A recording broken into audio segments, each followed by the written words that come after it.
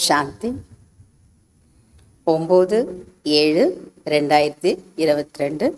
கேள்வி பதில் பார்க்கலாமா? முதல் கேள்வி, எது மகிழ்ச்சியான விஷயம்? அழிவற்ற சிவபாபாவிடமிருந்து நாம் சொர்க்கத்தின் ஆஸ்தியை அடைந்து கொண்டிருக்கிறோம். இது மகிழ்ச்சியான விஷயம். இரண்டாவது கேள்வி, பாபாவை மறப்பதனால் என்ன ஆகிறது? பாபாவை மறப்பதனால் பயம் வருகிறது, துன்பம் அடைகிறீர்கள் மற்றும் பாவக்கர்மங்கள் செய்கிறீர்கள். மூன்றாவது கேள்வி, பாபா இதற்கு வார்னிங் அல்லது எச்சரிக்கை கொடுக்கிறார்.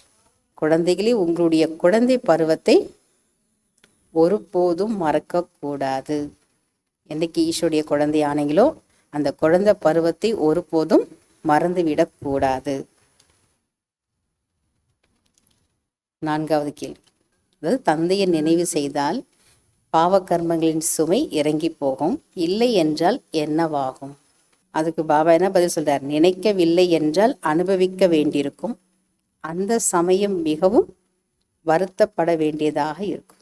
அஞ்சாவது கேள்வி, யார் சுப சிந்தனையாளர்கள்? அநேக ஆத்மாக்களுக்கு உண்மையான சேவை செய்கிறார்களோ அவர்கள்தான் சுப சிந்தனையாளர்கள். அநேக ஆத்மாக்களுக்கு உண்மையான சேவை செய்பவர்கள்தான் சுப சிந்தனையாளர்கள். ஆறாவது கேள்வி, எது உண்மையான சுகம்? முயற்சிக்கான வழி சொல்வதற்காக பரமாத்மா வந்திருக்கிறார். இப்போது அந்த வழிப்படி நடந்து நடைமுறையில் ஈஸ்வரிய வாழ்க்கையை உருவாக்க வேண்டும். இதுவே உண்மையான சுகமாகும். fill in the blanks. பாபாவை மறந்து விட்டீர்கள் என்றால் டேஷ்.